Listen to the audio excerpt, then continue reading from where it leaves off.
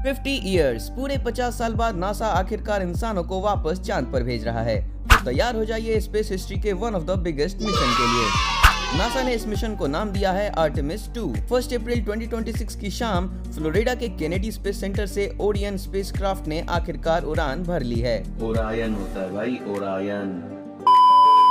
लेकिन आर्टेमिस 2 का असली थ्रिल समझने से पहले आपको आर्टेमिस 1 के बारे में पता होना चाहिए। नवंबर 2022 में लॉन्च हुआ आर्टेमिस 1 एक 25 दिन लंबी अनक्रूड टेस्ट फ्लाइट थी, यानी कि इसमें कोई इंसान नहीं गया था। ये नासा का एक ड्राई रन था, ये चेक करने के लिए कि उनका नया रॉकेट या का स्पेसक्राफ्ट आने वाले एस्ट्रोनॉट्स के लिए बिल्कुल सेफ है भी या नहीं। और उस टेस्ट के सक्सेसफुल होने के बाद अब आखिरकार लॉन्च हुआ है आर्टेमिस 2। 10 दिनों तक चलने वाले इस हिस्टोरिक मिशन को लीड कर रहे हैं 4 बेहद कमाल के एस्ट्रोनॉट। कमांडर रीड वाइजमैन जो पूरे मिशन को लीड कर रहे हैं। स्पेसक्राफ्ट की कमान संभाली है पायलट विक्टर ग्लोवर ने, और mission specialist Christina and Jeremy Hansen बाकी के क्रूशियल सिस्टम को हैंडल कर रहे हैं। इनका मेन टास्क है लाइफ सपोर्ट और नेविगेशन सिस्टम को डीप स्पेस में टेस्ट करना। और सबसे बड़ा ट्विस्ट सुनो, क्योंकि ये एक टेस्ट फ्लाइट है इसलिए आर्टेमिस 2 में चांद पर लैंडिंग नहीं की जाएगी। ये लोग चांद का पूरा चक्कर लगाकर वापस अर्थ पर आ जाएंगे। लेकिन दोस्तों, असली पिक्चर तो अभी बाकी है।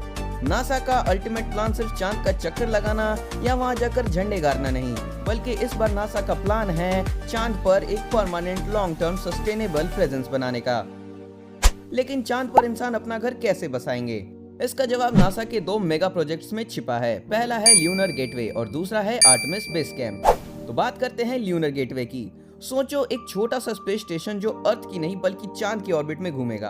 एंड फ्यूचर में एस्ट्रोनॉट्स अर्थ से सीधा गेटवे में एंटर करेंगे, वहां रहेंगे और फिर वहां से चांद की जमीन पर उतरेंगे। ये बिल्कुल एक स्पेस होटल या कहो हब की तरह काम करेगा। And according to the plan, NASA चांद के साउथ पोल पर एक बेस कैंप बनाएगा। लेकिन साउथ पोल ही क्यों? क्योंकि वहाँ के अंधेरे गड्ढों में यानी कि क्रेटर्स में बर्फ छिपी हुई है, बहुत सारी बर्फ, जिसे मेल्ट करके पीने के लिए पानी, उसमें से ऑक्सीजन और सबसे जरूरी रॉकेट फ्यूल बनाने के लिए यूज किया जाएगा। लेकिन वहाँ इंसानों के रहने के लिए घर कैसे बनेंगे? चांद की मिट्टी यानी कि रेगोलिथ को यूज करके बड़ी बड़ी 3D प्रिंटिंग मशीन से बंकर्स और हैबिटेट्स बनाए जाएंगे, जो एस्ट्रोनॉट्स को चांद की डेडली रेडिएशन और एक्सट्रीम टेम्परेचर से बचाएंगे। अब बात आती है फ्यूचर डेट्स और सक्सेस पॉसिबिलिटीज की।